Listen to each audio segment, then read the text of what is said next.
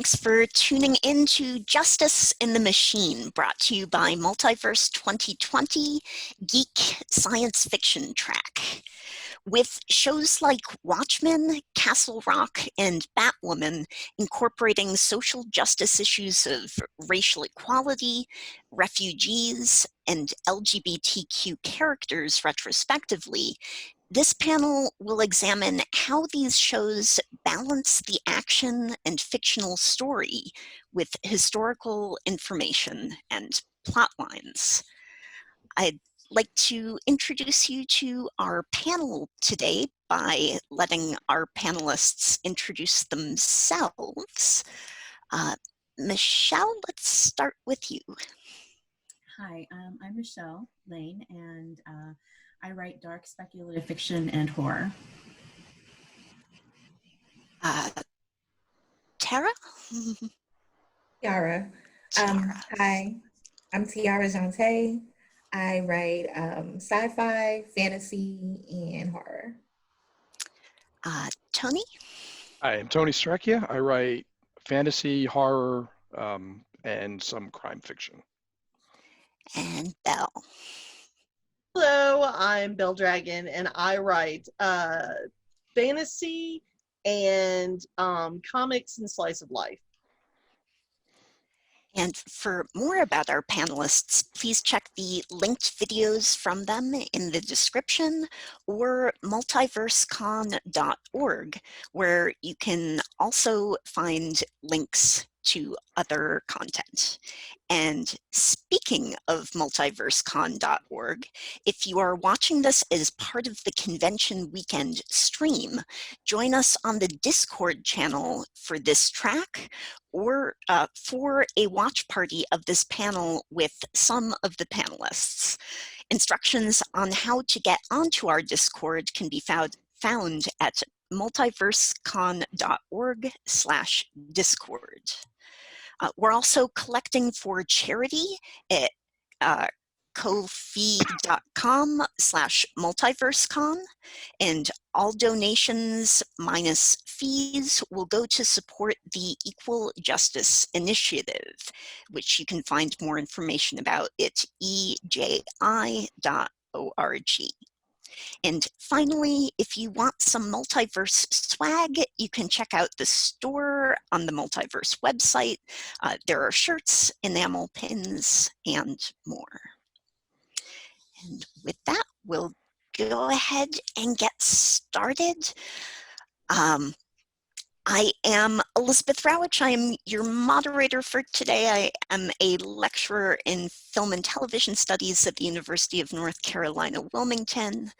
And I guess the obvious place to start a panel like this is asking you all, what are you watching that you think has themes of social justice in it?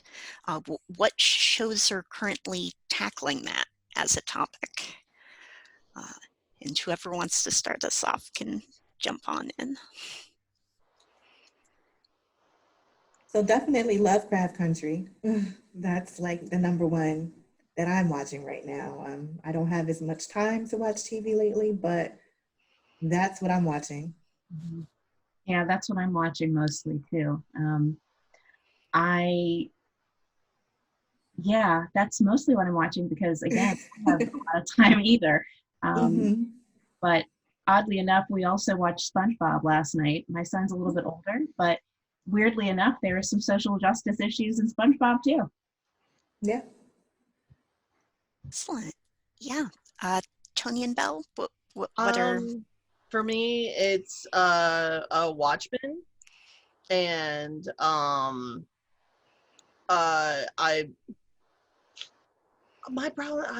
not big into horror, sadly. I know I'm probably gonna get like some with that. Don't plug me. Let's see. Most of the things that I watch have a good deal of social justice. I know I watched Watchmen and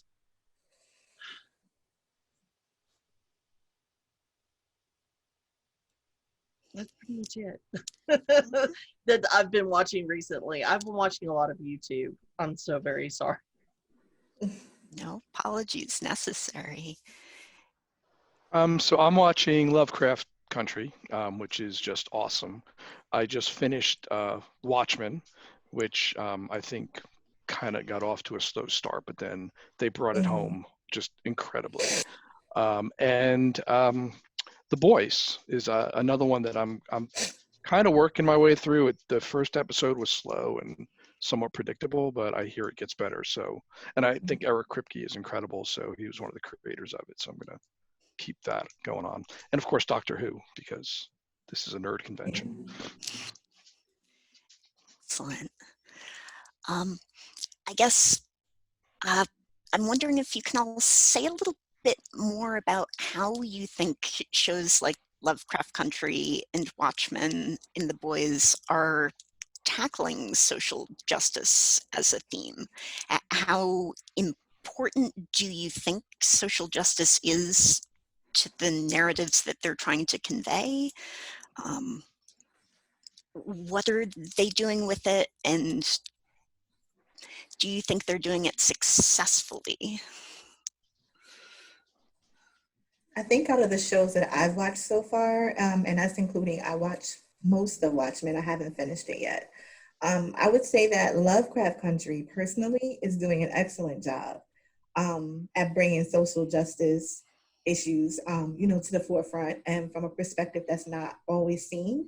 But I also think it is interesting how it parallels now, even though the time isn't for right now in the show. So I believe it's the 50s. I'm pretty sure it's the 50s. And it's just very interesting how there's so many parallels, and it makes you think, like, is there progress or is there not progress? Because these same issues are going on right now. So I just think that's amazing. I really like how it's presented. I like the point of view that it's Black centered and it's showing a story that's not often told from a Black point of view. And I'm pretty sure, I believe the producer behind it is a Black woman. I'm pretty sure. I think she's the producer. Misha so Green. I just think that all of those things Misha are coming together very well to present the story in a way that is appreciated by anybody. Yes, I mean, I would agree with everything you said. I mean, it's incredible. And I've, some of the history I was aware of, and some of it I was like the Green Book. I had vaguely remembered hearing about that. And then of course I had at Wikipedia to see what exactly, and it turned, I mean, it was sometime in the 60s, I think, when the last Green Book came out, which in history, that's not a very long time ago, right? That's not that far back at all. It's less than 50 years. And there's still sundown town, from what I understand. So it's just crazy to think about. That is. It's insane. And I think, but the nice thing about Lovecraft Country, I think, is that they're doing it within the context of the story. Whereas, one of the complaints about the new Doctor Who is that they're just hammering a lot of these messages, and they kind of are. Whereas with Lovecraft, it's organic to the story. It's part of the story, and I think and that's how I think adults need to see that stuff, right? Is we need to see it as part of it and not as like a 2-minute, so here's what we learned today, kids, at the end. Correct. It seems like they took their time with the writing and didn't just throw things in because it was relevant, but it actually flows very well. Right. Yes. Not preachy at all. Yeah, that's kind of interesting that you say that it's not preachy, because I feel like there are times when you're watching something where, like you said, like Doctor Who, where they're trying kind of like bashing you over the head with the ideas. And they're sort of shoehorning them into an existing narrative, which I think is really clumsy sometimes. But I think that Watchmen and also Lovecraft Country are both excellent examples, because you have this opportunity to talk about a history, a real history of people who, again, it's not that long ago. And yes, there are parallels to what's going on today. But because those stories are being told from the perspective of Black characters, you are getting a much different story. So it's not like, it's sort of a history lesson, but it's not the same as having it being told from the perspective of the white gaze. And so you don't have this like, you don't have these explanations about why this or that is right or wrong. You're observing it and you're taking it in as part of the story. And you can kind of come up with your own opinion of what's happening as opposed to being told this is right or this is wrong. What I liked particularly about Watchmen, especially a woman of color who enjoys speculative fiction, I have my entire life, is that it's great to be able to see myself on the screen in a way that has not been the case in the past. Having a Black female superhero who is literally carrying the weight of the world on her shoulders was probably one of the best experiences I've had watching speculative fiction in a really, really long time. And I hope we get to see more of that because it's fantastic.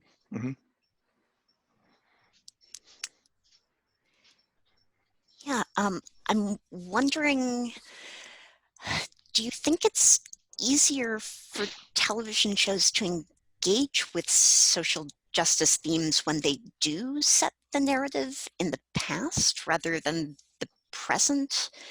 Or is there extra pleasure as a person watching the shows and finding those parallels between past and present?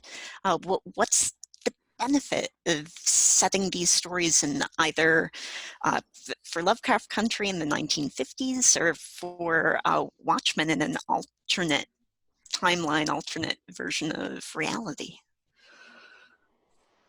I think that it's actually important. These stories are important to show it in its historical format because it helps you to see what we have done since then and what we still need to do. It helps put things in context, especially when you're dealing with certain issues and you bring up certain issues and people say, oh, well, that was a long time ago. No, actually, it really wasn't that long ago. So when they see it on the screen, they can kind of say, you know what, this isn't that long ago. And maybe it helps to put it into context for some people who are maybe confused or so I think that because of the fact that it's still relative to now, the time is really not even important in the fact that it makes it unrelatable. It still is relatable. So in that context, I don't think it harms it. I don't know if there's an actual benefit other than it can help you kind of compare, in my opinion, as a viewer. Yeah, I would agree with that. I think story first, right? Story's always first because that's what I'm tuning in for, right? And then if it's TV, I'm tuning in for the characters. Where you place them is irrelevant if the story is gonna keep me through there. And I think with Lovecraft Country set in the 50s, perfect. Watchmen set in an alternate history, but we all know it was now, is perfect as well, right? Because we can point to both shows and go, hey, that's happening today. I mean, I just have to hop on Twitter or, the news and this is still happening. Lovecraft Country, I think, is showing us where we were. And I think Watchmen is a good example of where we are.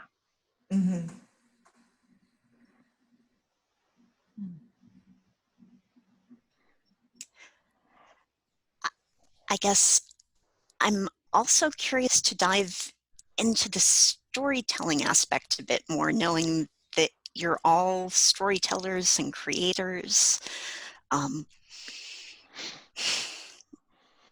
What do you think are the particular challenges of creating a narrative like this that has to sustain a longer format that I guess I also see other programs engaging with social justice, that things like Black Mirror or the Twilight Zone, but those are anthology shows where it's standalone, self-contained story. Mhm. And the programs we've talked about so far are serialized. They continue from week to week. Mhm. Any thoughts about the difference between the two and what one allows you to do versus the other, or what you think a serialized narrative needs to do well to keep viewers tuning in week after week? I would definitely say the anthology ones might be a little bit easier, because it's like a one and done. So you write the Right. story and it's done, kind of like a short story. But when you're getting into like writing a novel, so when you're writing a series, you have to make sure that the way you're writing it is going to capture their attention the whole way through. Um, I know Tony mentioned that it was a little bit slow, and I felt the same way with Watchmen in the beginning. It was a little slow, and I was just like, I wanted to watch it because I wanted to support it, and I still have to finish it. But I think that that might be the difference between Watchmen and Lovecraft. Lovecraft has captured me like from the beginning, and like I can't wait till the next week to see it. And it's kind of like certain shows like that I watch on regular television. A lot of the young adult, I watch a lot of the young adult speculative fiction type shows like Charmed, Hmm. and they also insert a lot of social justice issues. A lot of LGBTQ type issues is in Charmed, as well as race relations. And I think that we're seeing this, so heavy or so prevalent in these shows is because it is what is happening. There's nothing like, what else can we talk about? It's what's on everyone else's mind. So I think that, yeah, but I would say that the anthologies is a little easier because you just have that one moment and you're done. You don't have to worry about next week. Mhm.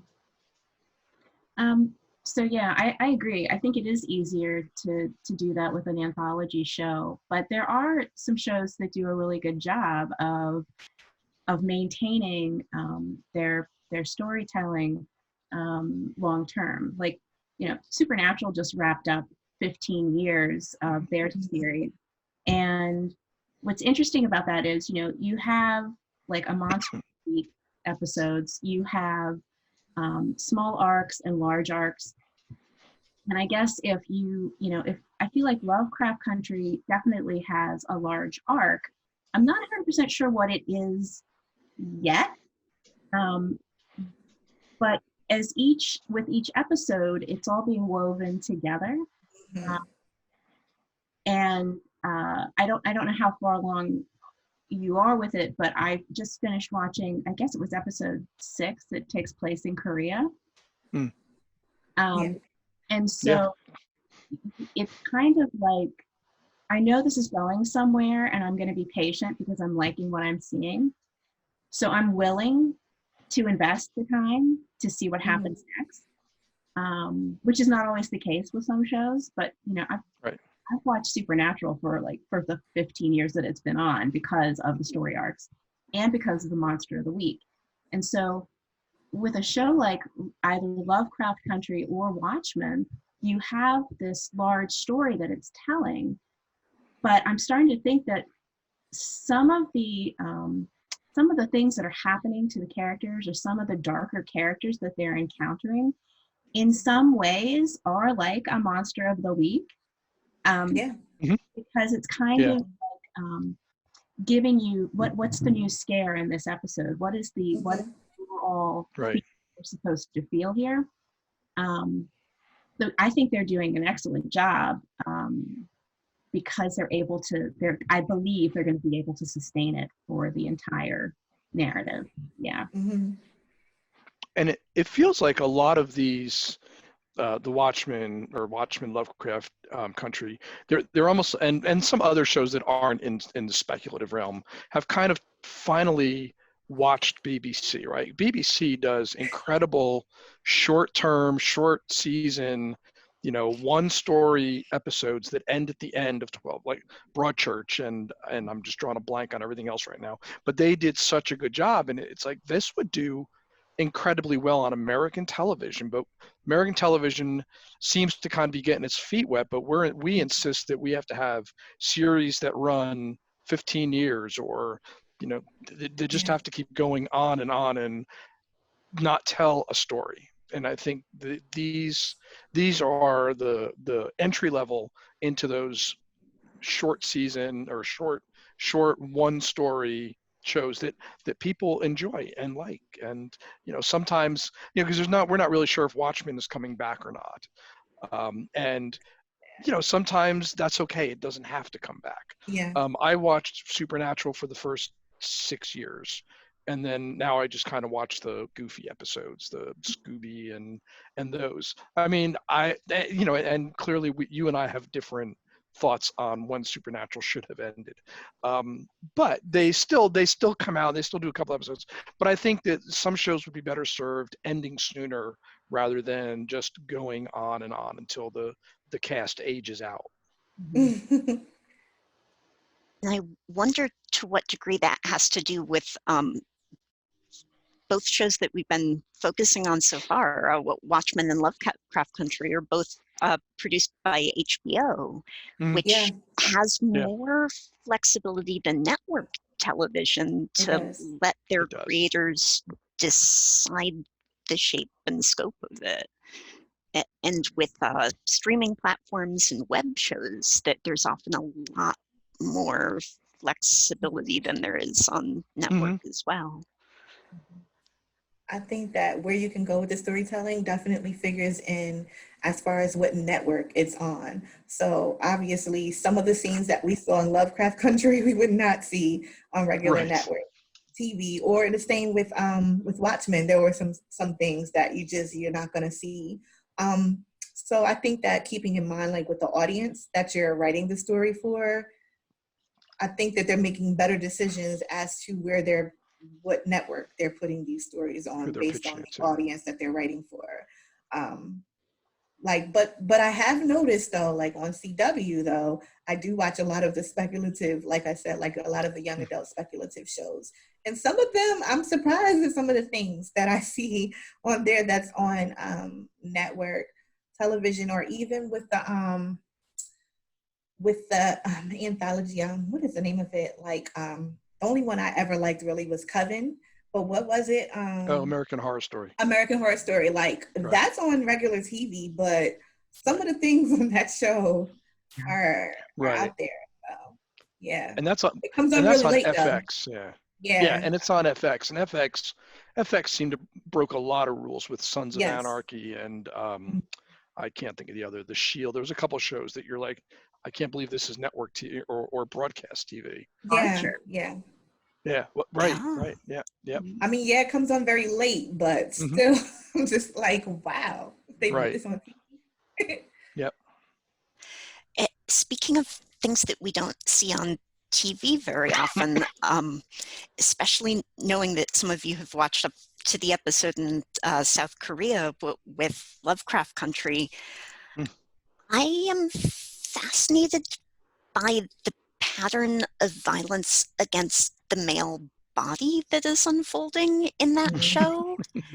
That's not something I can remember seeing on any program like this before. And I wonder to what degree that can be attributed back to the fact that we do have a female showrunner, someone who's willing to challenge the male gaze in addition to the white gaze. I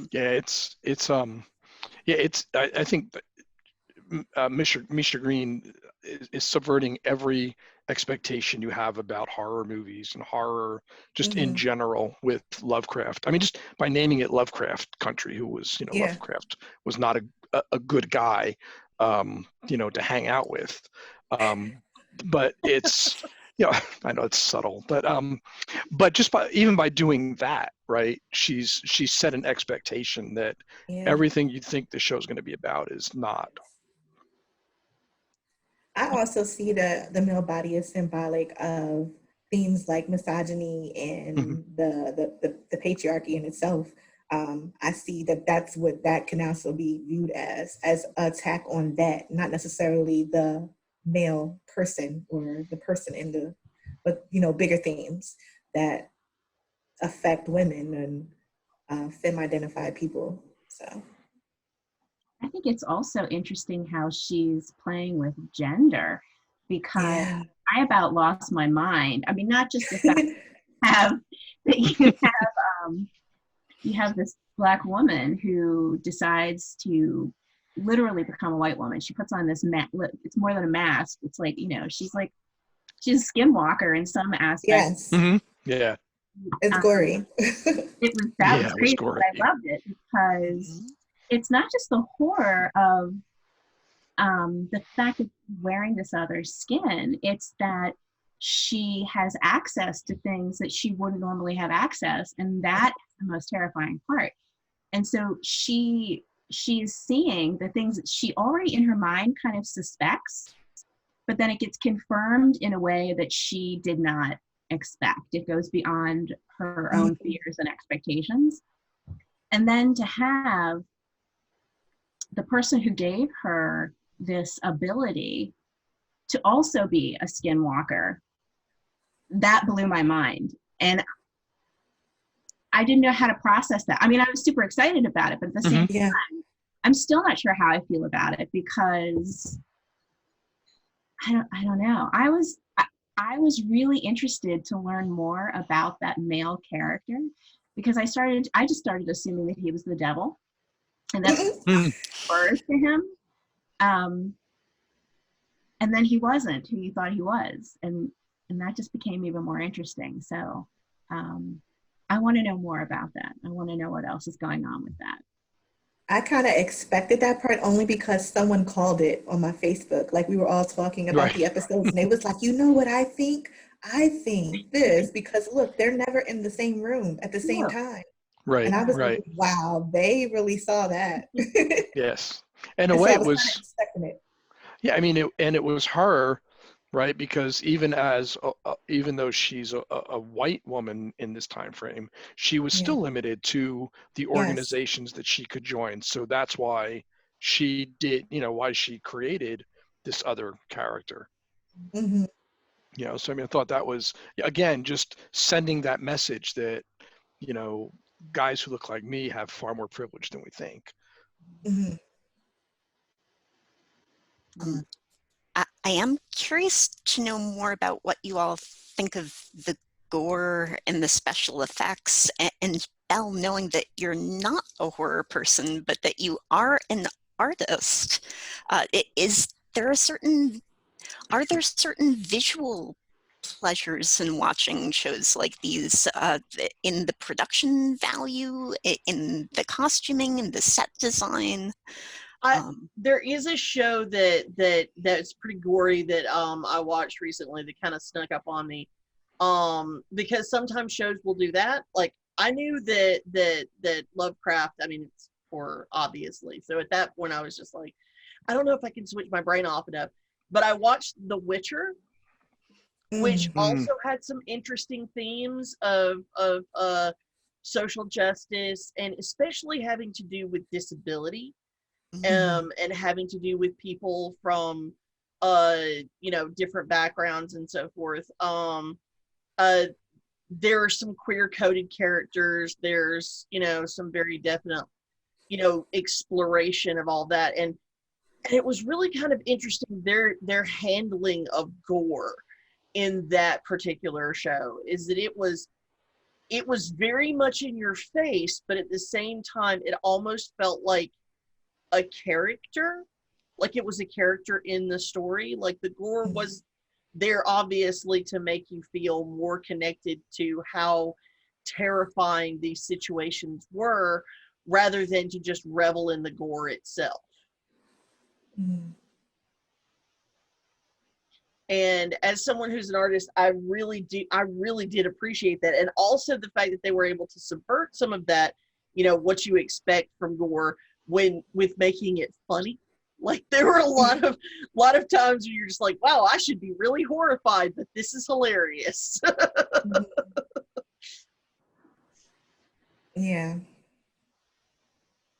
I guess I'm someone who will watch any story, no matter how flimsy the narrative, if the costuming is beautiful enough, that I take incredible pleasure in a beautifully constructed historical costume. And I'd say that's something else I've been enjoying about Lovecraft Country, that the costuming has been. The cars. Yeah. Yeah. Everything looks realistic. It's not even forced or, but then I just think it's funny sometimes though when they'll put in modern songs, and I know some people didn't like that aspect of it. They're like, why are they playing Cardi B in the 50s?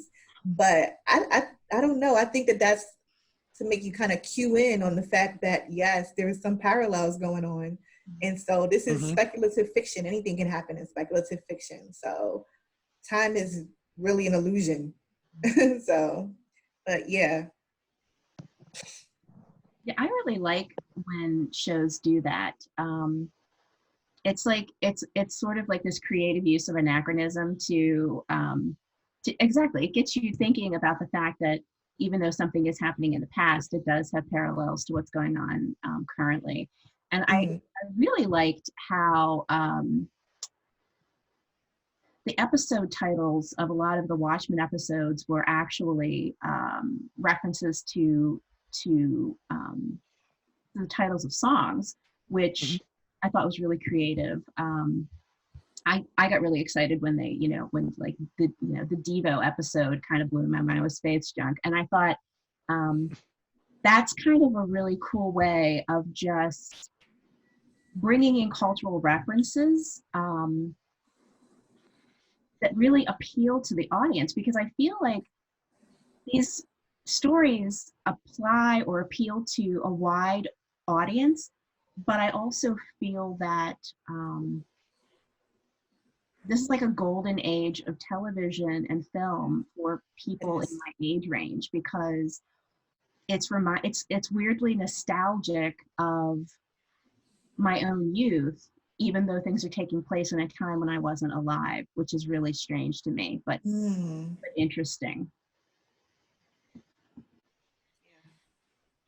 Yeah, I think the music, I think, adds to it. Like you said, it brings in the parallel to here. Yeah, this is the 50s, but this is happening today as well, right? We're still writing songs that are relevant to put over a scene like this. Back to your question about the gore. I mean, the gore level is awesome. I mean, it's just, the makeup artists are doing such a great job, especially and I don't remember what the name of the episode was, but where she learned about being a skinwalker. That was just incredible. And I always like the surprise gore, like when you're watching a show and you don't expect to see the gore. Like there was a scene in spoiler alert, Breaking Bad, that where one of the bad guys gets blown up and he walks out and half his face is gone, and I was like, you don't expect that in that show, and that was just an awesome scene. So I think well placed gore certainly keeps the reader, keeps the watcher involved in the story. The acting for the gore in Lovecraft, like just when she does her transformations from the Black woman into the bones and all, like it's right. Yes. I'm just like, Jesus, like, but I was just thinking, it makes you think like that has to be a painful transformation. It can't be like a Cinderella, snap your fingers and you wake up something else. It has to be painful because you're changing who you are in so many ways. So.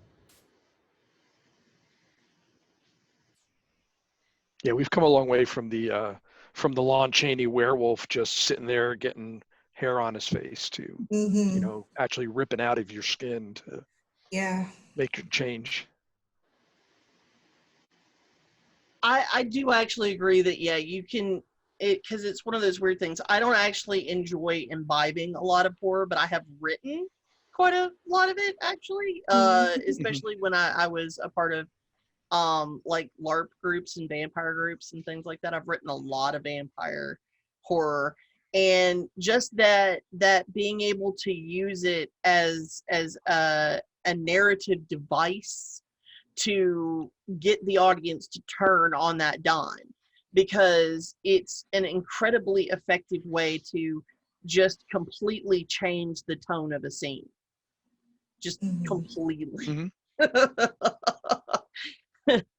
So there's that. So this is a weird turn, but speaking of vampires, how cool is it that one of the main characters in the story, his favorite book is Dracula? Yeah. So Yeah. that kind of blew my mind a little bit, because weirdly enough, I mean, that book talks about a lot of social justice issues in its time. Yeah. I just thought that was really clever to put that in there. Yeah. And the fact that his wife goes out and buys another copy because she tore up the first one. Right. Yeah. Apart, which I'm not sure how to think about that yet. I feel like that's something I'm going to have to think about a little bit longer to really process and understand what that meaning is. But I thought that was really interesting. I think that a lot of those things, when we notice them like that, I think they may be clues. I think this is I think for a while people thought that Jordan Peele he's involved in this in Lovecraft, He's right? an executive producer. His Okay. name is on it, but his There's degree of things that hands-on. he tends to put things that you don't really catch until you watch it again the second time, and then you're like, oh, so that was the significance of that. Kind of like that movie, I can't even think of it right now, where the guy where he finds out he's dead in the end. The Sixth Sense. Sixth Sense. The Sixth Sense, yes. Spoilers. And you the first time I watched it, I didn't catch anything in that movie. I didn't catch anything until afterward, where they the doorknob and all of this stuff. They're saying that there was plenty of clues that he wasn't alive in the movie, right. But I didn't see it until until they show it to you at the end. So I think that maybe that Dracula, like you said, might be important at some point. I hope so. Yeah. Also, I have the disadvantage if I have kids in my house, so I have to be very careful about when I watch adult media. So I can talk much more clearly on kids shows and kids media, like Minecraft videos and things like that. Unfortunately. Are there social justice issues that you would all like to see programs like this engage with more? Are there gaps, openings out there, opportunities for programs to tackle issues that no one seems to be disability? I mean, that's always one that's kind of left out. You either wind up with you have the disabled person who isn't really disabled because we found some technological workaround, or they've just suddenly become hugely disabled and now they're over it, so we can move on with the story. I mean, I would really love to see, especially in the realms of a superhero story or something like that, a story where you actually have to deal with the real consequences of being disabled, and how no, it's not the end of the world, but it is certainly a change to a different world. And that's something that's always just sort of glossed over a lot in media. Also, LGBTQ themes tend to be one of those things where we can put it in, but as long as we don't actually use the terms or say the words, or we need to put it in a neutral light, and it can't. It's like we can make it set dressing, but we can't actually engage with it. So yeah. Yeah.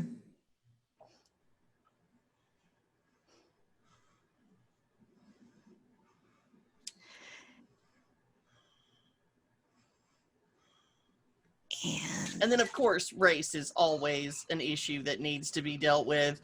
And it's one of the reasons why I would love to see more shows with more people of color as showrunners, especially from various backgrounds, just so that we can have better shows that show, I mean, because let's be honest, the reason why you're all sitting here raving about this show is because it's a show made by people who look like the people they're representing. They're, it's not a white person over there trying to pretend they know what it's like to be Black. It's a Black woman who's like, no, this is what it's like.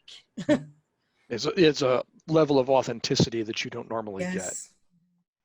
Yeah, that's I think that's key. That's more, I think the issues are being told, but they're not being told by the right people.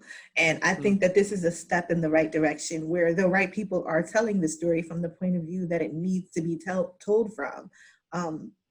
There's no way that someone who isn't Black can authentically write a story from a Black person's point of view. And that's why there's certain things that I, with all the different things that I am, a Black person, a woman, my mom is disabled, but I don't know if I can authentically write a disabled character, even though I care for my mom. I've taken care of my mother. She's in a wheelchair, and, so she has a lot of different challenges. But only she could really write that experience. Like, I couldn't really know, I could only guess from what she told me. So I think that who is behind the scenes and is writing these stories are people are starting to realize they're just as important as the people on the screen. There's definitely more power in it. I mean, I feel like there were some scenes in, especially the episode where I can't think of her name, and I feel terrible about that, but Letty's sister in Lovecraft Country, where she's having an experience. What is her name? Do you guys know? It's, I don't know why I had forgotten. Oh my goodness! I knew it right until you said that. But I thought it was interesting that I don't think that you would get to see her doing some of the things that she was doing in her private moments if someone else was writing her character. I think it really does make a difference to have that point of view, because I'm not sure that a white male writer would have had her assault her boss in the way that she assaulted her boss. We would not have seen that on screen. Ruby, that's it. Thank you. Thank goodness. Yeah, I mean, a lot of the things that we're seeing through her eyes, yeah, you're right. It's not possible to see unless you have a person of color, especially a woman of color, writing that character. Yeah, and the type of Black woman that she is important, because there's also certain tropes that we tend to see Black women portrayed as. Typically they're fairer skinned, or typically they're slimmer, and she's neither. Like, she's beautiful, but she is a beautiful darker shade of brown. She's curvy. She's not totally, really slim or anything. So I think that was very important. But then you can also see how the issues within the Black community of colorism plays a role. How different, they're sisters, so you can sense the different challenges that they have in their relationship based on their different complexions. It makes me wonder, there has to be some different parentages in there somewhere that we're not privy to yet, but I think that's going to play a role in the story. But just these different things, somebody who wasn't part of the Black community would not really be able to understand how colorism affects people within the Black community. It's something that I've dealt with personally within my family, with my sisters, and us having different, complexions and things like that. So it's it definitely makes it so much more authentic. Right.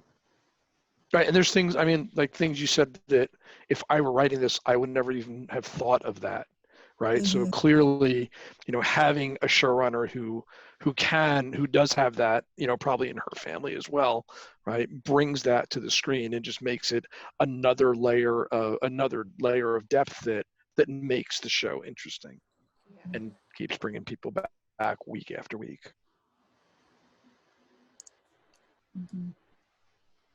Well, that's certainly what helped The Witcher. Of course, I'm referring because I don't.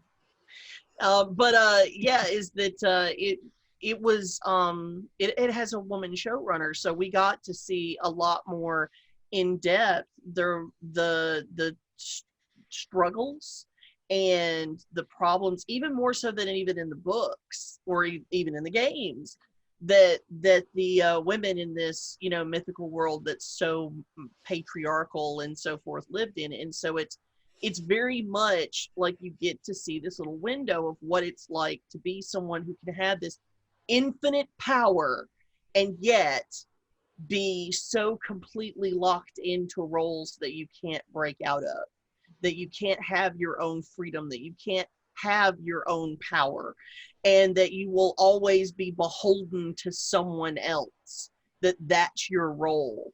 And I think that honestly, if we hadn't had a woman running that show, we would have never seen that perspective in that much depth. Yeah. I guess I want to bring this back towards literature, knowing that so many of you are storytellers and writers, and Lovecraft Country started as a book, Watchmen started as a comic series, Witcher starts as a series of stories and a video game and so forth.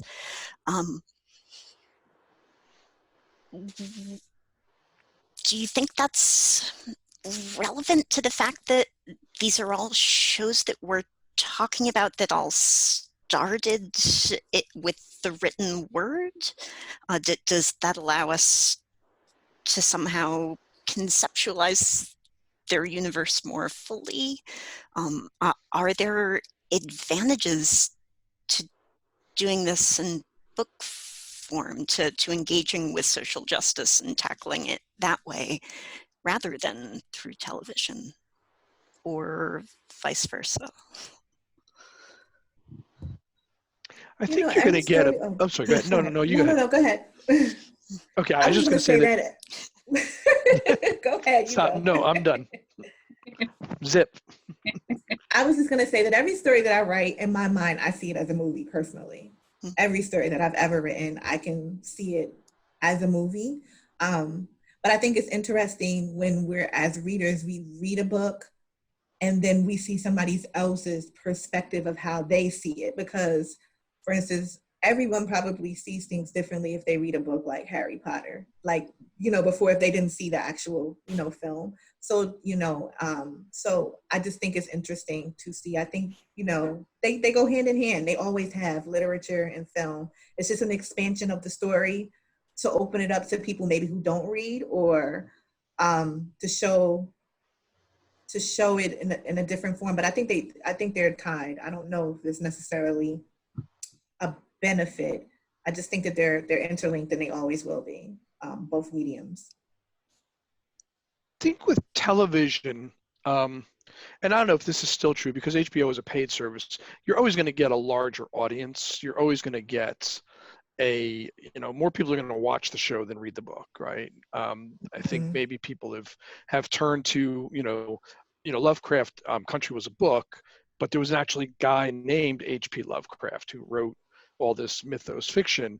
So I think, I don't know that, that's 2 nodes out. So I don't know how many people have read all of the mythos from Lovecraft, other than they know his name in passing, right? Because because of any time in horror, you hear the name. So I think, and this is probably more cynical, but I think because all of these books have sold well is why we're seeing the adaptation. I mean, to be fair, there's far more funding that needs to go into Lovecraft Country, the TV show, than Lovecraft Country, the book, right? Or Watchmen, the comic book, the graphic novel. So, I mean, I think there's that. I think with TV, if you have proven something works, they're far more likely to come to your door and say, you know, we would like to adapt this to TV. Mm-hmm. So I guess write a book that sells a lot, and then HBO will come a knocking with their garbage trucks full of money. Speaking as someone who's worked in the film industry and actually got my degree in it, having something that's already a property that people have engaged in successfully definitely makes that easier. But more than that, it gives you a template to work from. And it can actually, it can work against you or it can work for you, because if you wind up with the right kind of network, and one of the things that's both a good thing and a bad thing about HBO as a network is that they're relatively hands-off. Like, they're pretty much like, they give it to the showrunner. There's not a lot of notes. There's not a lot of interference, so long as the numbers are good. Right. But there are a lot of other networks for which that is not true. And you would wind up with a whole lot of interference, and there's a whole lot of things that have to be, you know, standards that have to be met, and so on and so forth. And it doesn't matter that this was a book and that you're trying to keep it to the book, or you're trying to do a faithful adaptation. Studios don't care. They just want their money. Right. Again, because they're investing lots and lots of money in this.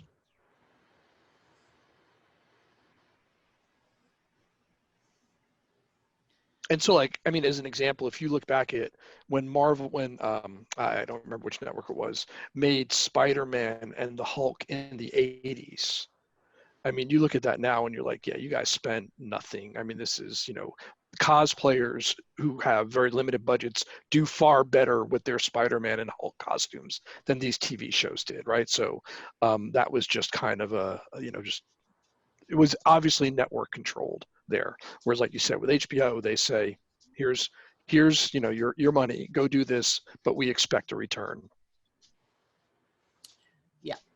And I definitely think production value has improved across the board because, like Tiara said, people will go back and rewatch and look for those nuanced details of what did they miss the first time around. And if that's not there to find to begin with, its longevity maybe isn't quite as promising as otherwise.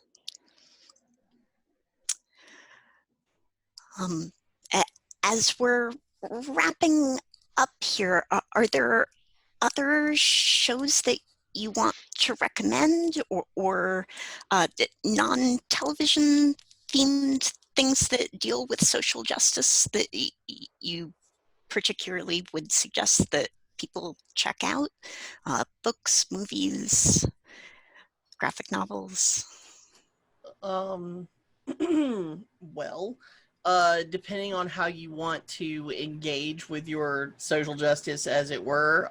Personally, I actually have been spending a whole lot of time on trans YouTube, which has been a really great source for just people telling their own lived experiences and their lived stories, and that's been really helpful to me in being able to craft some of my stories and actually being able to kind of like, because I think that while we have our own personal experiences when we're crafting a narrative, we don't necessarily want everything to just come from our perspective. We want it to also be something that is encompassing of people who maybe are similar to us but have a slightly different perspective, so that we can create something that can be engaged in and can be understood by the maximum amount of people.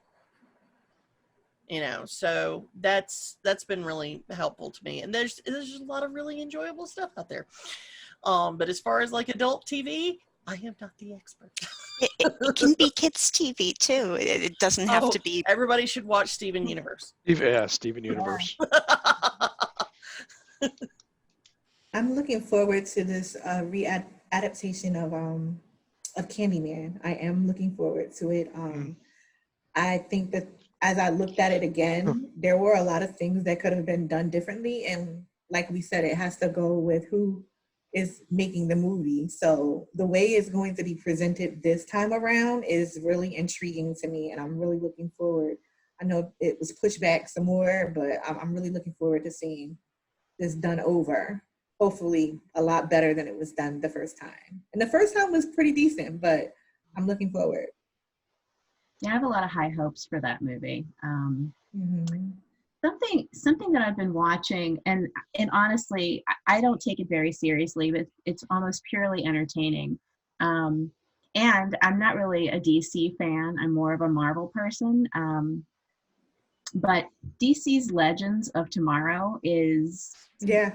incredibly entertaining, very, very funny. The characters are interesting. There's a diverse cast with a lot of different interests.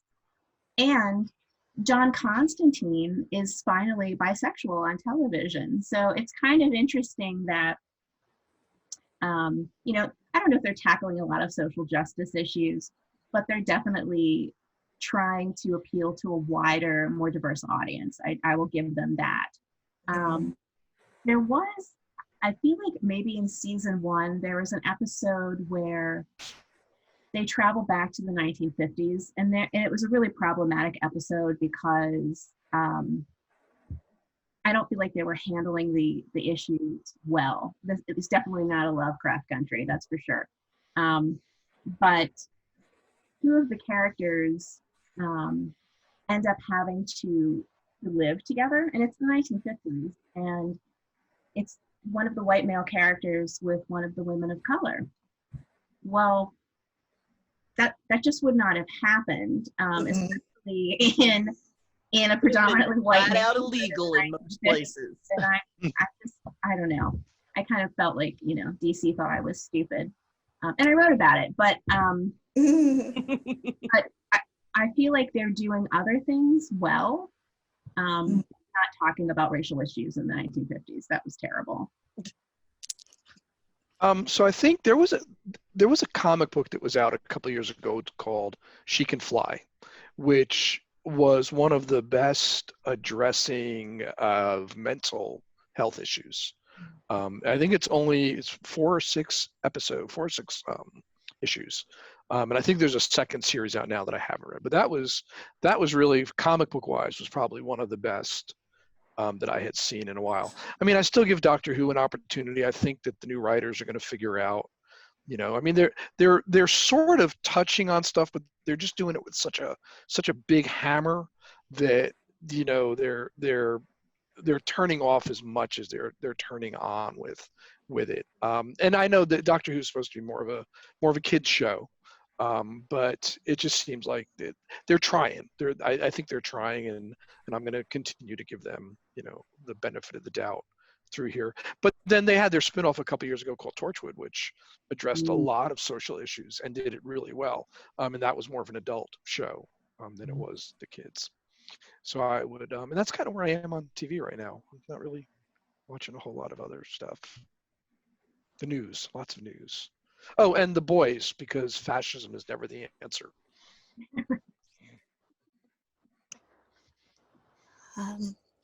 Well, with that, I would love to thank you all for your participation today. This has been a fabulous conversation. And if you enjoyed this panel, please make sure to check out Multiverse's other programming this weekend. Full schedule is available at multiversecon.org.